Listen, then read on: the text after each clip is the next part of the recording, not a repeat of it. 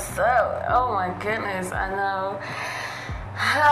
Some troubling times, I tell you, boy. I'ma just say it like that. But it's your girl Shay, Shay1618. You already know it's a Gemini's word, and her name is Shay, and that be me. But on some real shit, I came up here because I had something heavy on my mind. I've been going through some things lately with the family, and I just thought things would be over with, you know. I am a young mother, okay, just like many, and I know that it's almost, you want to call it traditional, because back in the day you had young mothers starting out at 11 years old. That was just a thing, you know. They shit way back in the day before my grandparents was born. That's just how they did. They married off their kids as soon as they got their period, you know, probably younger than that. I don't know. That don't have nothing to do with me today. I'm just saying that I hate when people try to knock me as a parent and then my kids, you know. I don't like that. Let me just get into it. So, for years, I've been struggling, right, as a single mom. You know, my kid's father, he's been in my kid's life, you know, for practically since they was born. But when we had a falling out and he went away, I took the opportunity to leave him in 2016. And, you know, there's a whole big old story from there. You know, we've been in separate homes pretty much. So, not to get into too much details about that, I've been basically on my own. I moved down to Pennsylvania in 2019 once I found my daughter's father. You know, from 2016 to 2019, I was living upstate New York, you know, in the country, where my kid's father lived as well, which was 30 minutes apart. But, you know, he was always around or whatever. We just was in separate homes. So the struggle for me was real. Like I said, I can go into deep details about it, but that's not what this segment is about. The struggle was real, raising two girls by myself, pretty much. You know what I mean? Like, he didn't have a car where he was mobile enough to come help me if I really needed them to. And work schedule, I couldn't just up and just drop them off, you know, whenever I really had a free time. I didn't really have that. I was working two jobs, and it was like, I want to say my kids became latchkey kids. You know, I'm always in the tub.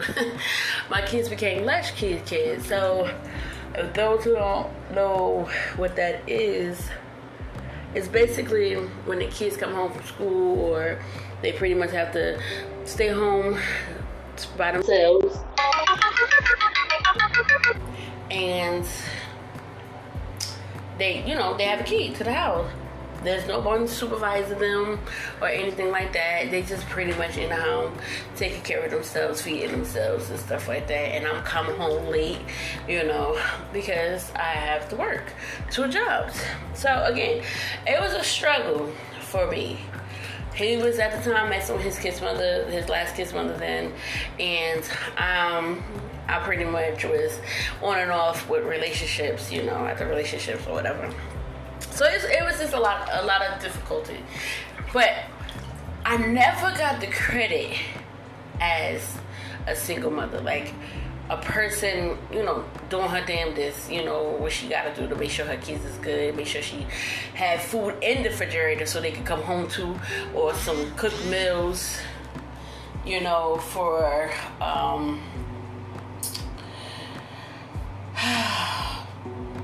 just in case when they came home, you know, they had something to just put in the microwave or something like that. I don't know. I never got that credit. Like, damn, she doing everything by herself. She got the bills paid, which was a struggle trying to keep up with that. The more money I made, the more problems I had. No bullshit. Biggie Small said that. But no bullshit. Nobody looked at it like, damn, the kids is clean.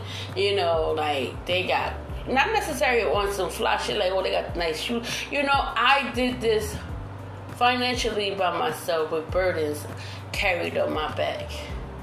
And I never got the credit like, oh, she finished school, oh, she's in college, or any of that. None of the good shit. None of the, oh, she got a side business. It just always seemed to been, soon as something negative, like my car breaking down, and I had nobody to run to get any money to help with the tires, or when the car broke down in the winter a few times, or like, I couldn't work, so the rent was behind for like 2 months, like, because we was in the wilderness. We have neighbors, but there's only but so much they can do, because they have their own family. I couldn't call their father or anybody else and be like, yo, I need this, that, and the third. We didn't have that financial relationship. And I'm not trying to discredit him in that way, because this thing about him, it's just the point of, I never got the credit that I felt I deserved. And not that I went to anybody and was like, yo, well, damn, I'm, you know what I mean? Like, oh, I just did this today. It is never that. I mind my own fucking business. I stay in my own lane. But the minute you hear something negative, which is crazy, because it's like, I'm only telling a few people, how do you know? You know what I mean? Like, I can't even tell my own, I can't vent to nobody. It's not safe.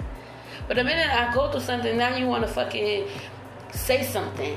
You looking at me and just clowning me and just making me feel bad, look bad, and all of this shit, and just broadcasting it to the world.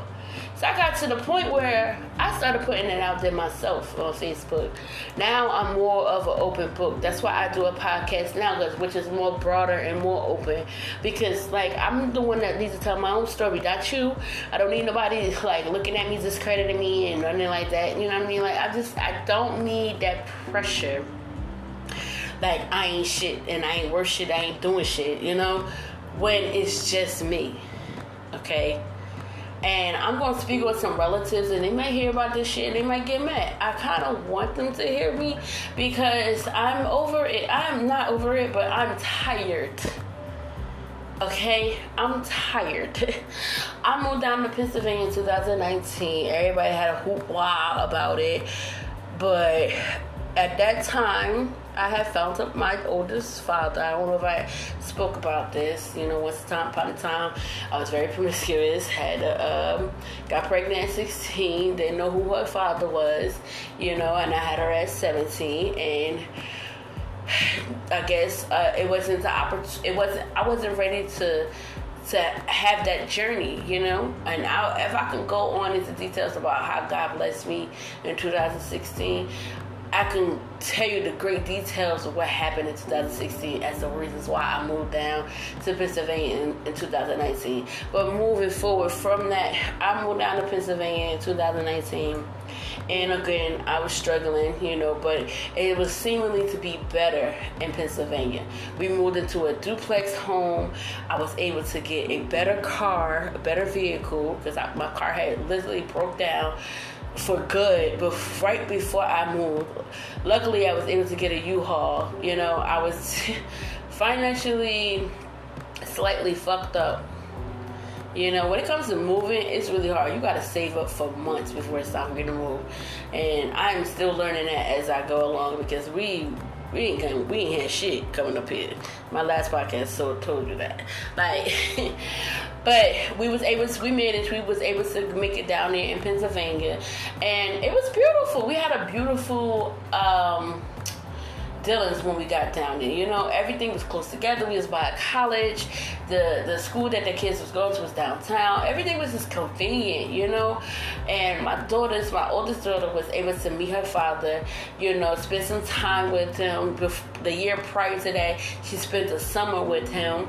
They was just building a good relationship, a good bond, and I love that for them, And I never take that away.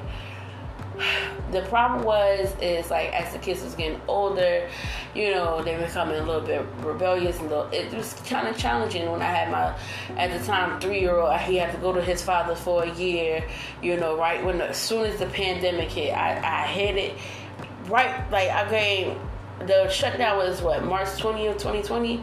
I had just got in there March 2nd, taking him to New York, because it was getting really, really hard for me with my son. So lo and behold, he was able to stay with his father for a year. So I give my kid's father that credit that he did, help out in that way. I still just had the 2 girls that I had to deal with. Even though they wasn't that bad, it's just I'm dealing with teenagers. Teenagers want to be rebellious, talk, be a little sassy, and I'm the one of the parents, like, you're not going to talk to me any kind of way. I'm going to smack the, like, nah, you ain't going to do that. But what goes on behind closed doors while I'm not around is a difference. Like, I don't know who's in my home. I had cameras, but it wasn't enough to be on, like, I only had it in the basement because of the landlord. That's a scary topic. But again, like, just to have cameras just roaming through my house, I didn't have that. So I don't know who was in my house when I'm at work. I don't know my kids' whereabouts when I'm at work. It's like, it was one of those kind of situations. All right, although I don't have to worry about my middle child, it was my oldest child that was giving me kind of like that type of, that vibe, And I look at it like, hey, I'm by myself. I did move down here to Pennsylvania to be around my daughter's father. Not for me physically or a need for myself. It was just more on the lines of so she can build a better bond with him. Lo and behold, he got like 5 before the other 2 was born. 5 other kids. He had the whole family. So she has siblings now. Like, she has a whole big family on her father's side that she was able to gravitate to. And she was happy about it. Even though my last 2, they was in a situation where they wasn't around their father. Their father had the opportunity to open that door where he can continuously see them, FaceTime them, or whatever. Whatever was needed. We was not there as co-parents at the time before I moved, so it was like convincing me to just go. You got trouble with your last kid's mother. Like, they just was in and out with their relationship, and they had a lot of domestic disputes going on, calling the cops, CPS, court, all kinds of shit. Not to go into details, but it was just a lot going on, and I just didn't want to be around that no more. So I just up and left. It was more convincing for me to just go. So when I did leave, I moved down to Pennsylvania. My oldest was able to, build that bond with her father. I was still getting backlash about that for just moving up and, moving. Like, I'm just supposed to just tolerate the lack thereof when I'm upstate New York versus me being in Pennsylvania. I don't know who they thought I was. I don't know. It's just funny to me that everybody has something to say, but no one is kicking up any help or kicking up any money or kicking up a FaceTime or a visit, but they always have something to say. And now I'm going deeper with this shit because prior to me moving, okay, and I'm very open about this. Prior to me moving, CPS was called on me. It was not just called on me, it was called on my kid's father as well. Now, the situation built up to where CPS came to my house. Now, going back. I want to go all the way from 2014.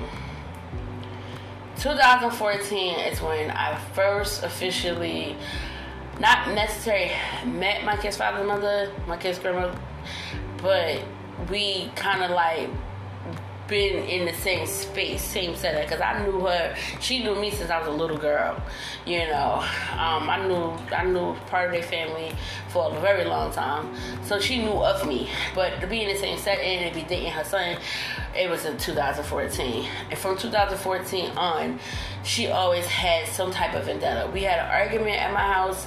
I don't know what made her feel like she was entitled. Maybe that's a tourist thing. She just felt like she was entitled to do and receive, and like, no, you're just not gonna up and do or say or do anything. You're in my house. Unwelcome, by the way, because you stay in an extra month. Ain't nobody to tell you that, like, that was okay. 1 month, I didn't even know it was going to be a month. A week or so, cool, but a whole fucking month staying at somebody's house and then you extend it to another month at my house. Are you kidding me right now? It went from there all the way to where it is now. So there's always been some type of tension between me and my kid's grandmother. Now, their aunt, she once upon a time lived with me. She'll always say that she never did. But she moving from her father's house, coming to my house with big bags of clothes and totes, that is moving in. Okay? You might be going to my best friend at the time's house to stay the night, majority of the time, but you moved your stuff in. That is called moving in without asking. Okay? Then she just came out with some bogus ass bullshit. Said I had stole her identity. What the fuck? What do I need to steal your identity for? What do you have that I don't have? You come to me about a NetSpend prepaid card you can get at a fucking gas station, my nigga. All because of a situation where my kid's father had got locked up. I'm going on and on. I'm like all over the place with this story, but hear me out. All because my kid's father had got locked up in 2016 and he allegedly left some money in my house. He wasn't supposed to be selling drugs in my house, but he did, and it warranted, a raid, right? So we had a raid. She comes a month or so later looking for some money that I didn't even know was there. You know, at the time, I think my best friend's father stole that shit because he was in the room, but that's a whole nother story. Anyway, came to my house looking for some money that I didn't even know was there, right?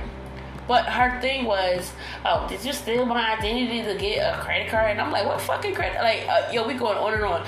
Yeah, you got a NetSpend in my name. I know you did not bring your Coors Light ass, drove in 6 fucking hours from Virginia, coming to my house looking for me for no NetSpend card, prepaid card at that. Bitch, you can't even pay for some fucking money. Okay, so we always meet. I bring that story up just to give you a little tangent of who she is. I'm always having issues with her, and then I'm always having issues with the grandmother, right? And I bring up how they discredit me as a mother, but never applaud when I'm actually doing and grinding. They always got something to say negatively when it comes to when something goes wrong, right? And I'm sick of it. I'm so sick of it. So this hatred between me and the daughter, I hate neither one of them, but they hate me. This hatred between the daughter and me and the grandmother, which is my kid's father, sister and mother, right? I'm tired of these two. Now, I brought up the whole CPS case, right? Mind you, I had issues with this woman since 2014.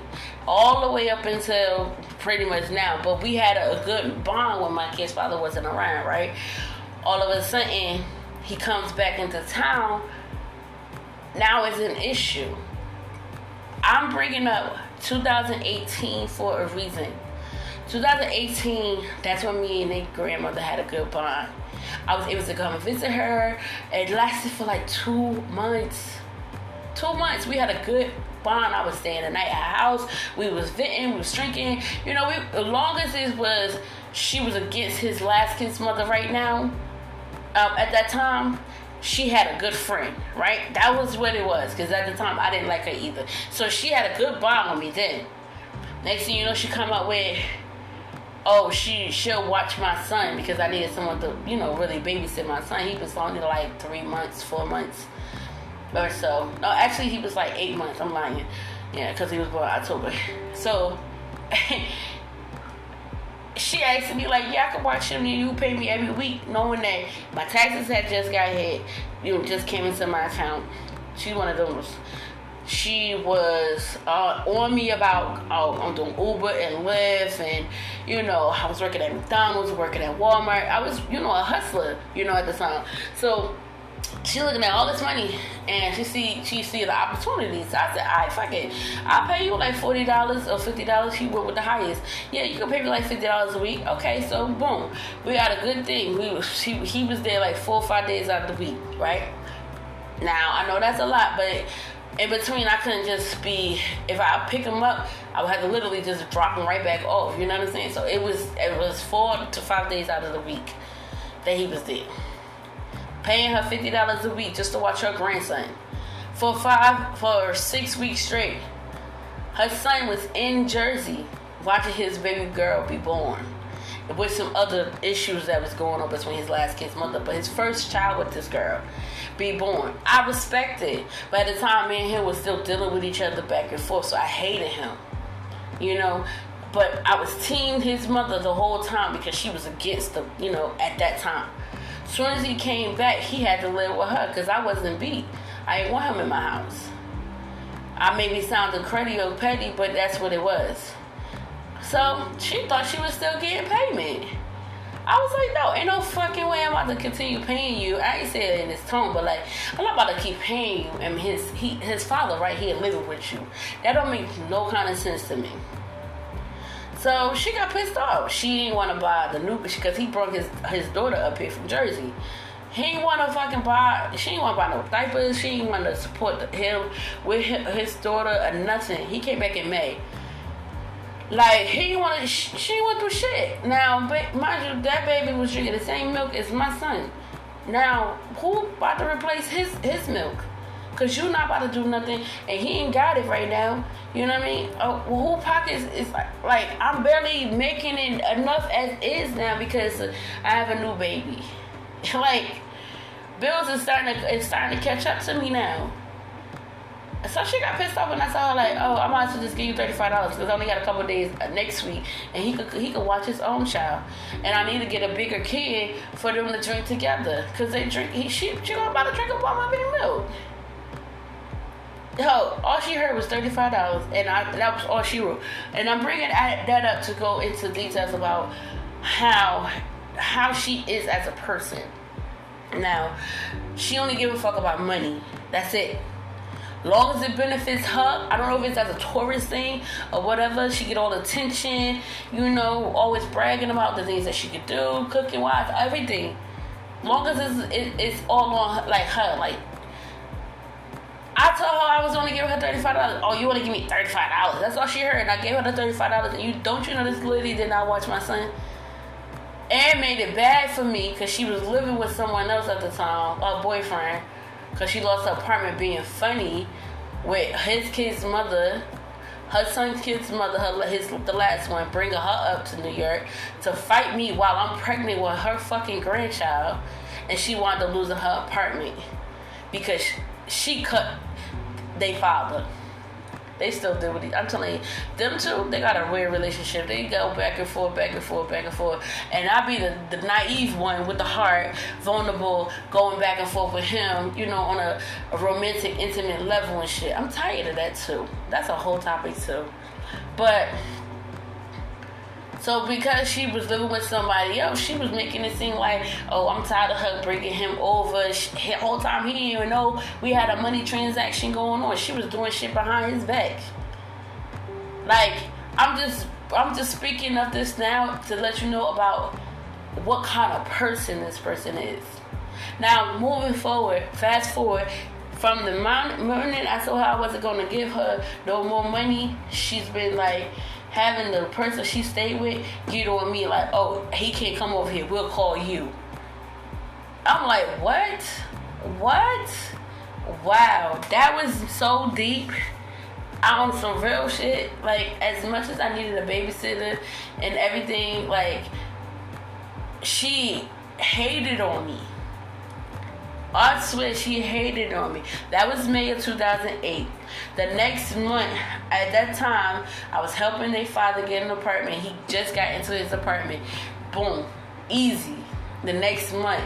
See, when you do good, man, good come back to you. I'm telling you. He got his apartment the next month, and she hated him for having his own apartment. What type of shit is that? You've been trying to kick this man out of your boyfriend's apartment since forever. With the baby. With a baby. I don't know. All I know is come Father's Day, which is, I think a day before my birthday, she was on some shit. So my birthday was the 18th. It is the 18th. The Father's Day was on the 17th. I think that was a Sunday. I came over, final pickup with my son, so he could bond with his father. I'm like all over the place, but bond with his father before You know, he gets settled into his apartment one last time. And she was arguing with me about a baby bag. Leaving me dirty ass voicemails. I ain't paying for fucking shit. Come get your fucking baby. You know, I ain't buying no diapers. I ain't buying no motherfucking milk, bitch. And this and like ever since I thought I was gonna stop paying her, she just been at me at my neck. So I came over that damn day and I checked her ass. And she was like, you ain't about to check me as no fucking woman, getting loud so that way the rest of the people that was in the living room can hear. Her boyfriend came in the room checking me. Nigga, you need to check your fucking wrinkle ass girlfriend.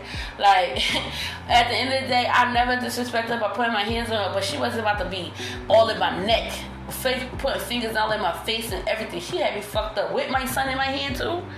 Like, so the next day, CPS was at my house. Talking all this shit about how the conditions of my house and all this other stuff. Like, and I had to deal with them for fucking, 4 months straight.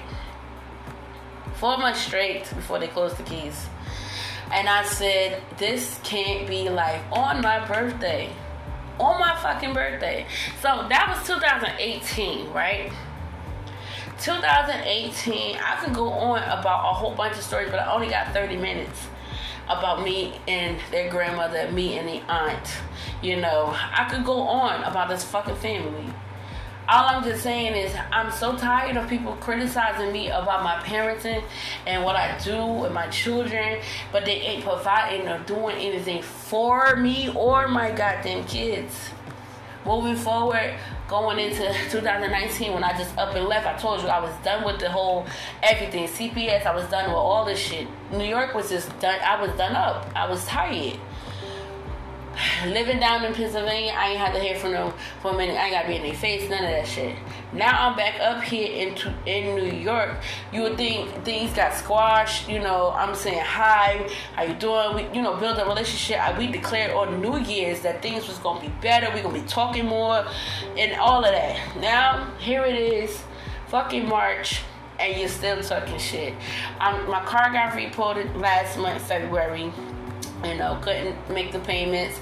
Got to make a decision somehow. Schedule is not being able to pay these fucking bills like I wanted to, but God has a plan for me. It's all good. My oldest, she done moved out when she was 17. She ain't been in my care since, and she's pregnant now. So I'm 35, going on 36, about to be a grandmother, and she's doing her own thing. She's working with her boyfriend. Her boyfriend's working. They got their own place. They doing their own thing. Okay? So, while I'm bringing this up, everybody has something to say. The minute I'm failing, they have something to say. But nobody is giving no birthday cards, no birthday shout out, no fucking Easter, none. I could go on, like the list goes on, but they always have something to say. Oh, she ain't get them no Easter outfit. Why? Because I bought them a bump bed?